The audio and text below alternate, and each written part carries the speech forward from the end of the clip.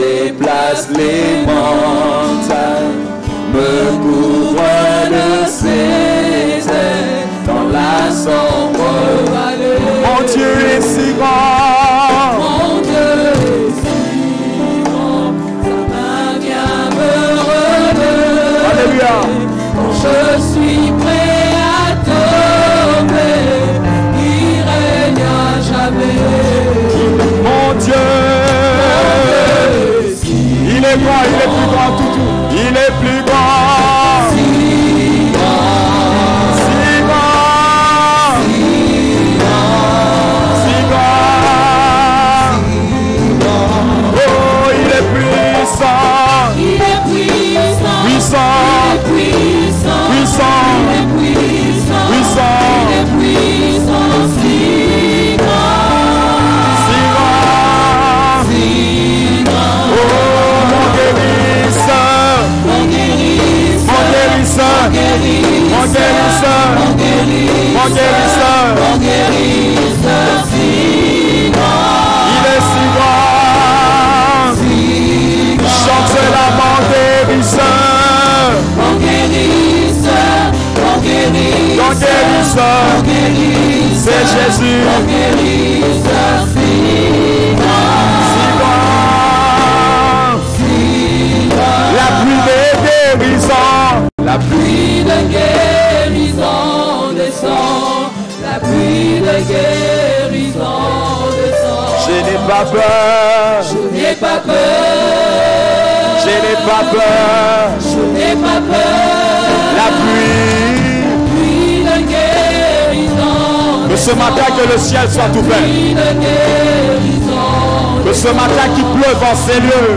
Je n'ai pas peur, Je n'ai pas peur. je n'ai pas La peur. pluie des guérisons.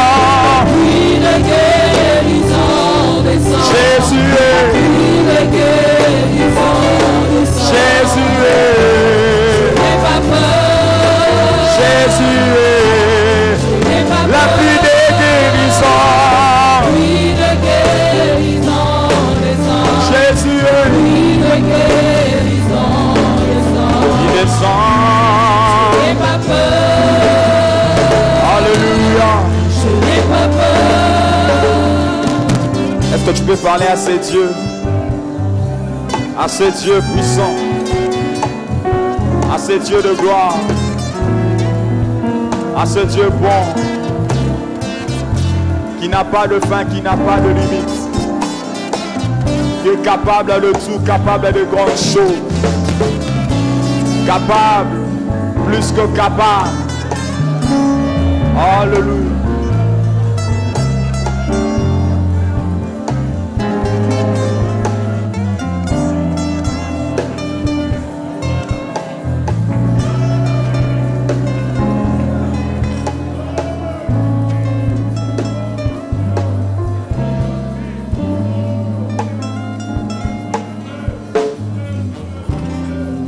Alléluia.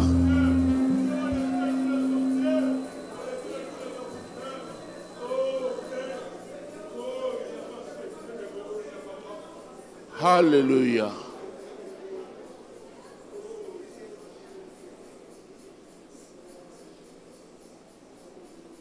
Seigneur, nous réalisons notre petitesse et nous voyons ta grandeur. Tu es le Dieu grand. Tu es le Dieu extraordinaire. Nous sommes venus en ta présence ce matin. Et nous avons besoin de toi. Seigneur, étends ta main. Nous avons besoin de toi. Chacun de nous a besoin de ta présence. Travaille par ta parole et par ton esprit. Communique la vie. La vie d'en haut, la vie de qualité. Sauve, Seigneur. Guéris, transforme, encourage ce matin par ta parole. Et reçois honneur et gloire. Au nom de Jésus. Amen.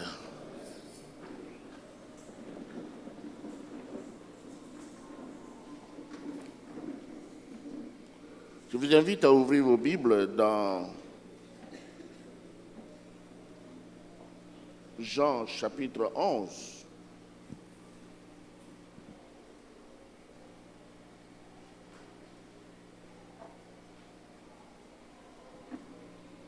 Jean chapitre 11.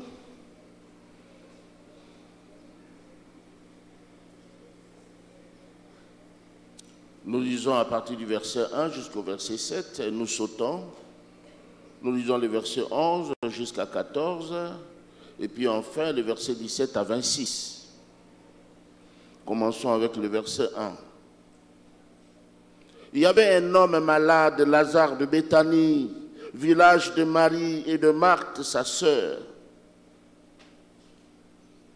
C'était cette Marie qui oignit de parfum le Seigneur et qui lui essuya les pieds avec ses cheveux. Et c'était son frère Lazare qui était malade. Les sœurs envoyèrent dire à Jésus, « Seigneur, voici celui que tu aimes est malade. »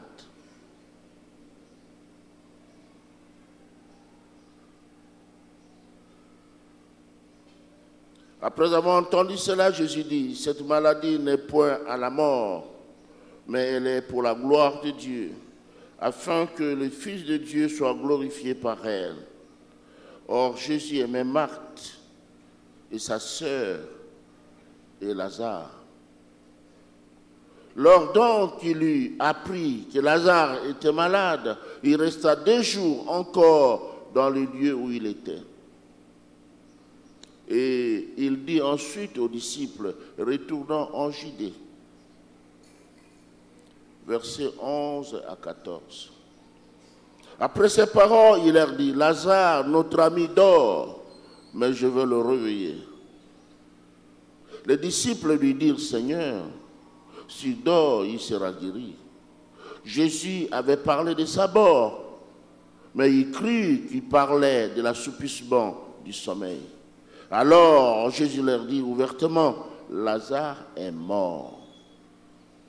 Versets 17 à 26. Jésus étant arrivé, prouva que Lazare était déjà depuis 4 jours dans le sépulcre.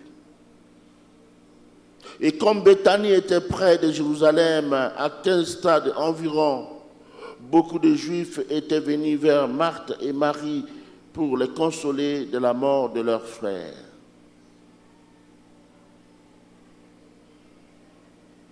Lorsque Marthe apprit que Jésus arrivait, elle alla au-devant de lui, tandis que Marie se tenait assise à la maison. Marthe dit à Jésus, Seigneur, si tu eusses été ici, mon frère ne serait pas mort.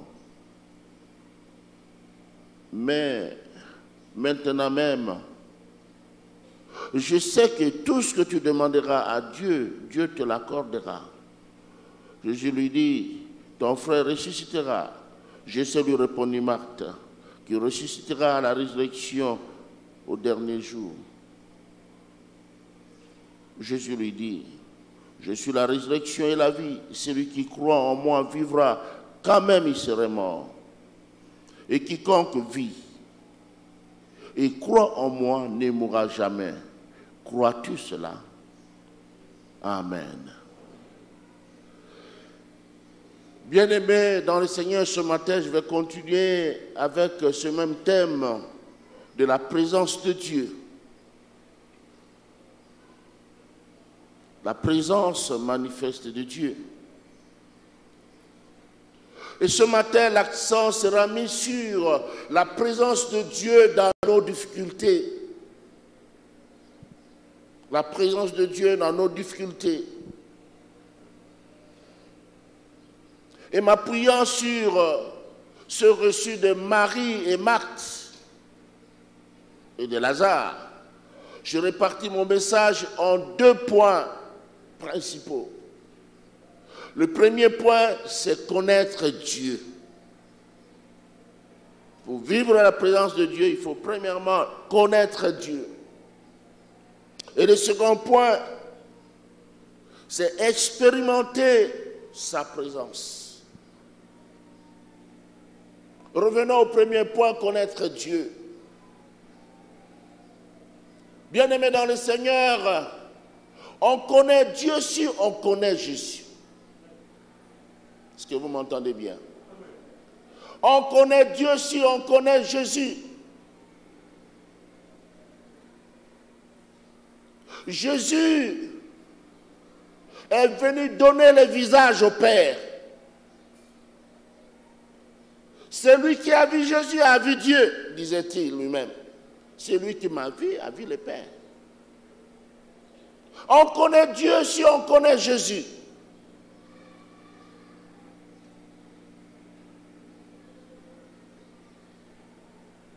Le Dieu créateur s'est révélé en la personne de Jésus. Il est venu ici-bas. Il s'est fait petit. Il est rentré dans le sein d'une femme, confinée. Et il est né d'une femme, d'une vierge. C'est un mystère. Il a refusé de venir avec toute sa gloire. Qui peut voir Dieu et vivre?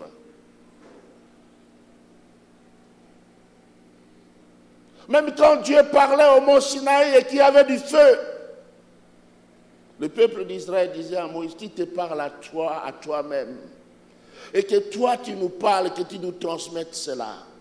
La présence de Dieu éblouit. Alléluia. La présence de Dieu quelquefois effraie. Ce Dieu est venu en la personne de Christ. Il s'est révélé en la personne de Christ. La présence de Jésus, c'est cela la présence de Dieu.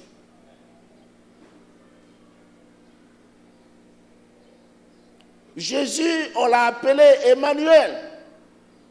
Dieu avec les hommes. Alléluia. Alors, pour connaître Jésus, il faut premièrement le recevoir, l'accepter dans son cœur, comme son Seigneur personnel, son Sauveur personnel. Et ça, beaucoup l'ont fait ici. Si tu ne l'as pas encore fait, tu peux le faire ce matin. Marthe et Marie avaient accepté Jésus. Elles étaient les amies de Jésus. Et Marthe et Marie et Lazare, c'était une famille amie à Jésus. Jésus se plaisait à être à Béthanie. Dans Jean 1,12, la Bible dit à tous ceux qui l'ont reçu, à ceux qui croient en son nom, il a donné le pouvoir de devenir enfants de Dieu. Ça, c'est la première chose.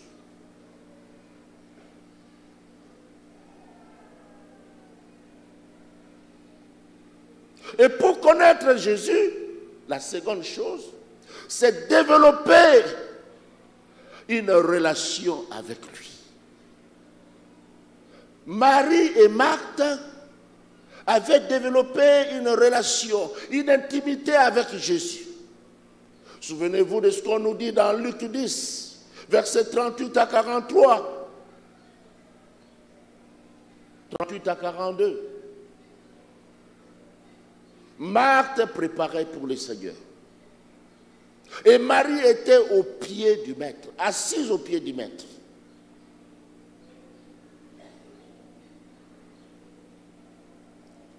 Et ces deux sœurs étaient en difficulté.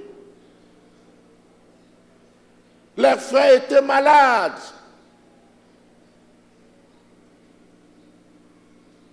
Et elles ont appelé Jésus au secours.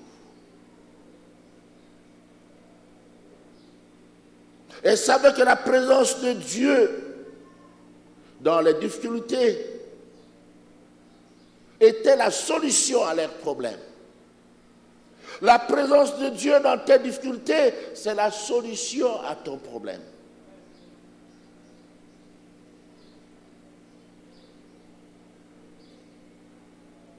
Si Marie et Marthe, et même Lazare, pouvaient vivre à notre époque, on les appellerait chrétiens. Mais ils étaient des croyants, parce que c'était la période intertestamentaire, entre les deux testaments. Mais nous, en tant que chrétiens, nous pouvons aussi développer notre intimité avec Dieu, avec Jésus. Comment? Par la méditation de sa parole, par une vie d'adoration, par une vie de sainteté. C'est comme ça que nous pouvons développer cette relation avec Dieu, avec Jésus. Même par la communion fraternelle. Le Seigneur se plaît lorsqu'il voit que les frères et sœurs s'entendent et qu'ils sont ensemble. Malheureusement, dans certaines églises, il y a des frères et des sœurs qui ne s'adressent même pas à la parole.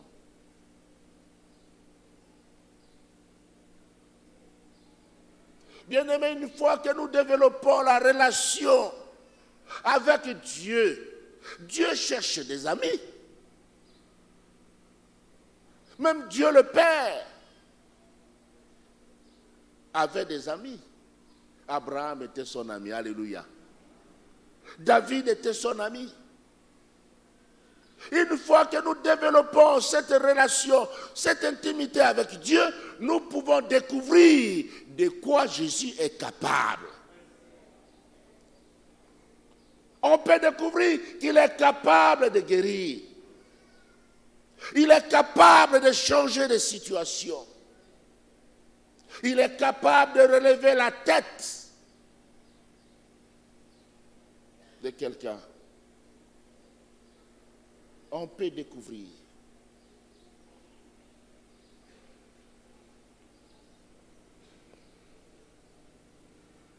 Une relation. Pas une relation théorique, pas une connaissance théorique, mais une connaissance pratique.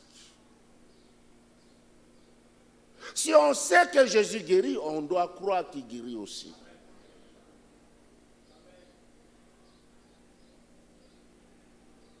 Cela me conduit à parler du second point. Expérimenter la présence de Dieu dans nos difficultés.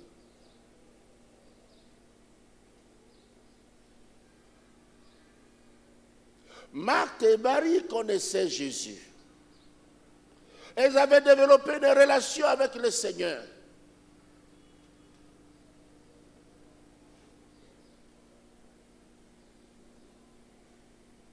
Mais Marthe et Marie avaient leur formule. Souvent, nous demandons à Dieu ce que nous voulons qu'il fasse pour nous. Mais nous ne lui demandons pas ce que nous voulons que lui-même, selon sa volonté, fasse ce qu'il veut pour nous. C'est différent. Lui-même, dans sa prière, il a dit, Seigneur, ta volonté, ce que tu veux, et non la mienne.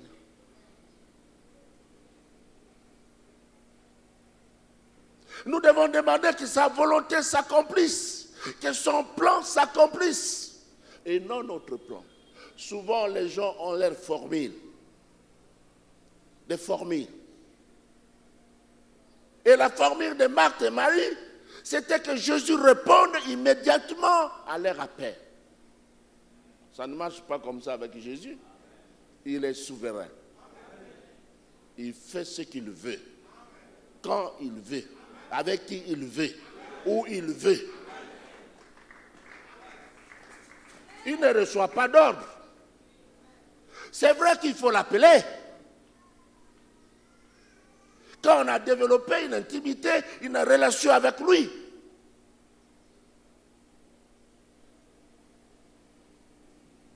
Seigneur, celui que tu aimes est malade. Une parenthèse. Souvent les gens disent, ah non, c'est parce que tu n'es pas avec le Seigneur. Non, tu es malade, mais sache que le Seigneur t'aime. Le Seigneur t'aime. Ce n'est pas parce que tu as péché. Mais au travers de cette maladie, lui veut se glorifier. Tu vas expérimenter sa présence. Et sa présence est merveilleuse. Il fait comme il veut.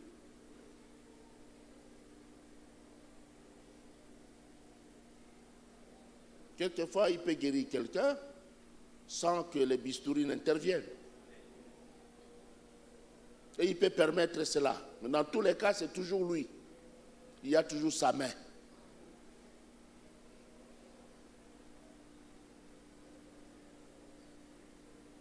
Marie et Marthe avaient leur fourbi de guérison. Puisqu'elles étaient dessus. On dit à Jésus, Jésus reste encore 2 jours. Quand Jésus arrive, 4 jours après, Jésus s'amène. Et les 2 sœurs s'accordent pour dire la même chose. Si vous lisez bien, vous voyez au verset 21 et au verset 32, les 2 disent la même chose. Si tu avais été ici, mon frère ne serait pas mort. Donc il fallait que Jésus vienne rapidement pour arrêter la mort. Mais maintenant que Jésus est mort, c'est fini. Ça devient trop tard. Naaman aussi avait une formule comme ça. Si vous lisez dans 2 Rois 5, versets 10 à 11. Élisée lui fit dire, va te plonger cette fois dans le Jourdain et tu seras guéri. Naaman se fâche. Il dit, mais je pensais qu'il se présenterait lui-même. Devant moi, le roi Naaman. Non, devant le Seigneur, tout le monde a le même niveau. Dieu ne se présente pas devant toi. Je pensais qu'il se présenterait. Tu es lépreux et tu demandes les honneurs.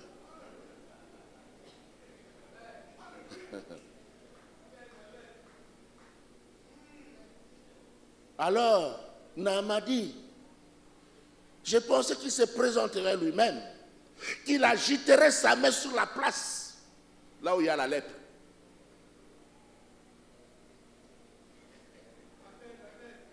Ça, c'est la formule de Naaman. Mais la formule de Dieu, c'est de te plonger dans l'eau. Tu dois enlever les habits. Il faut qu'on voit ta nudité par les soldats, par les gardes. Il faut qu'on voit les taches. Et comme ça, tu es humilié et tu vas reconnaître la gloire de Dieu.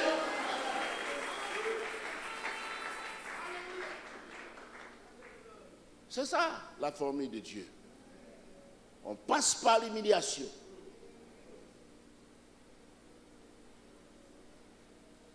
Naaman n'avait pas compris. Et même ce boiteux-là, ce paralytique, cet homme qui était malade depuis 38 ans devant Bethesda, devant cette piscine. Jésus s'amène, il vient à lui. Il lui demande, que veux-tu que je te fasse? Au lieu de dire, je veux la guérison. Il dit, non, depuis que je suis ici, quand je veux me jeter dans l'eau, là je viens, il agite l'eau, je veux me jeter dans l'eau, il y a quelqu'un qui est déjà là devant moi, il est guéri, et moi je suis comme ça. Il avait sa formule. Pour être guéri, il faut être jeté dans la piscine. Mais Jésus vient avec une autre formule. Lève-toi, prends ton lit et marche. Il y a des gens qui pensent qu'il faut une formule pour que Dieu agisse. Non, non. Je vais faire la beauté. Je vais porter une jupette. Et je vais danser. Je vais marcher en dansant. Comme ça. Ça, c'est ma formule. Non, non. Tu vas faire cela longtemps. Longtemps. Jusqu'à ce que tu te soumettes à la volonté de Dieu. À la volonté de Dieu. Il y a des gens qui pensent, je vais gêner, je vais prier, je vais écrire des lettres, je vais déposer ici et là. Est-ce que Dieu t'a dit ça? Tu vas déposer des lettres par-ci, par-là et tu seras déçu. Mais si tu cherches la volonté de Dieu, tu cherches sa présence, dans la présence de Dieu, on va t'appeler. Viens, il y a un emploi là-bas.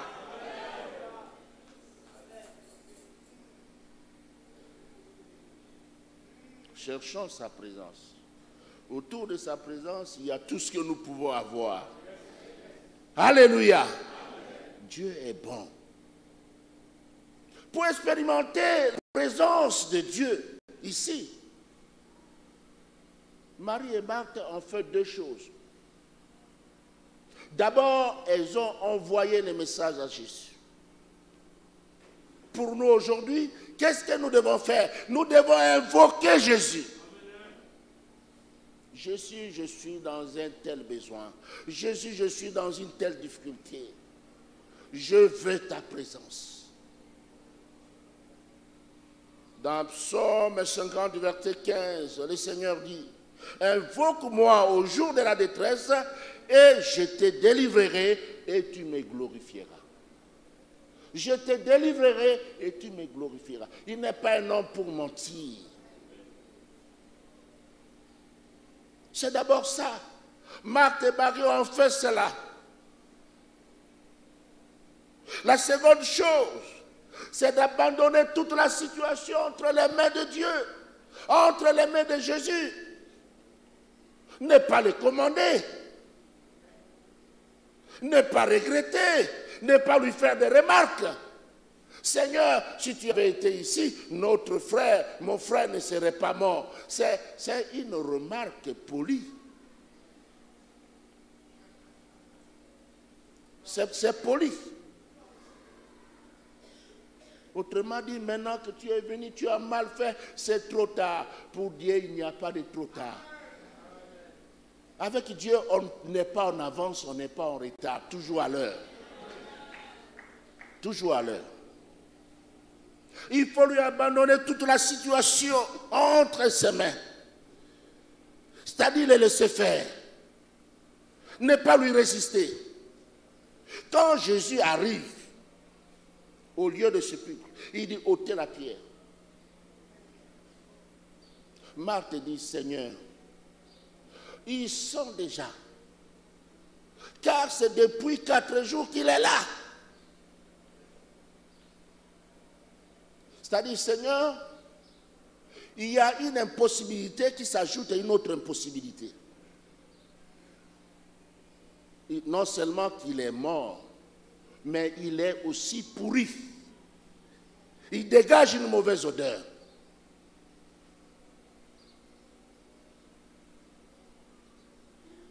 Mais Jésus dit, Marthe, ne t'ai-je pas dit que si tu crois, tu verras la gloire de Dieu? Notre problème à nous, c'est que nous voulons voir pour croire. Mais Dieu nous demande de croire avant de voir. Et la Bible dit, ils ôtèrent la pierre. Ah, j'aime ça. Ils ôtèrent la pierre. Vous pouvez voir ça au verset 39 à 41. Tout ce que je viens de dire. Quand ils ôtent la pierre, et Jésus passe à l'action. Jésus ressuscite Lazare.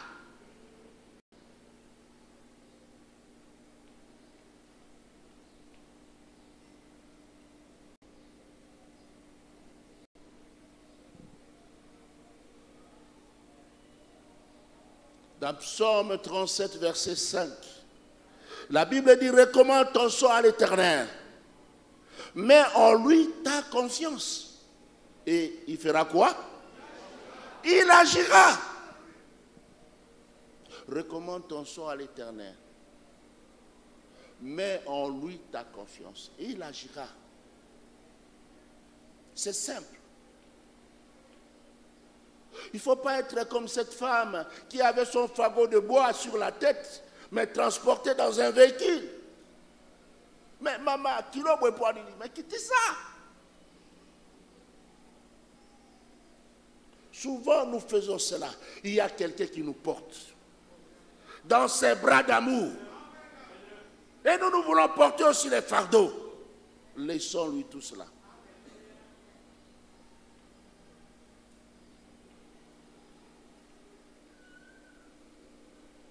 Bien-aimés, la Bible dit, connaissons et cherchons à connaître l'Éternel, à connaître Dieu.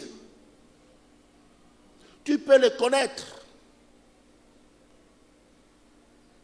en acceptant Jésus et en développant une relation d'intimité avec lui.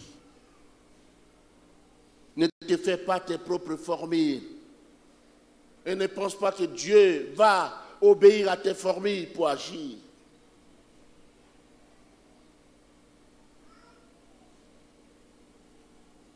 Pour expérimenter la présence de Dieu, il faut l'appeler au secours. Il faut l'invoquer et lui faire confiance. Abandonner tout entre ses mains. Comme Marthe et Marie. Ainsi tu vivras la présence manifeste de Dieu. Dans Psaume 23, verset 4, David disait, « Quand je marche dans la vallée de l'ombre de la mort, je ne crains aucun mal, car tu es avec moi. Ta houlette et ton bâton me rassurent. » Alléluia. Donc il y a cette possibilité de marcher dans la vallée de l'ombre de la mort. Mais quand on marche dans cette vallée, il faut être comme David, ne rien craindre. Car la présence de Dieu est même là dans cette vallée de l'ombre de la mort. Il est là pour nous protéger. Il est là pour combattre nos ennemis. Et beaucoup ont expérimenté cela. Daniel est entré dans la fosse aux lions. Mais il avait la présence de Dieu là-bas. Les lions n'ont pas pu dévorer Daniel. Ses trois amis, Meshach, Shadrach, Abednego, sont rentrés dans la fournaise ardente. Parce que le roi était courroucé. La puissance des flammes s'est révélée impuissante devant les trois amis de Daniel. Parce que la présence de Dieu était là. Ces trois amis étaient déjà brûlés par le feu du Saint-Esprit. Le feu naturel ne pouvait plus les brûler. Bien-aimés dans le Seigneur, nous voulons prendre un moment de prière. Un moment de prière. Mais avant, je voudrais lancer un défi. As-tu vraiment Jésus dans ton cœur? Quand on a Jésus, on vit loin du péché. Quand on a Jésus, on se conforme à sa volonté.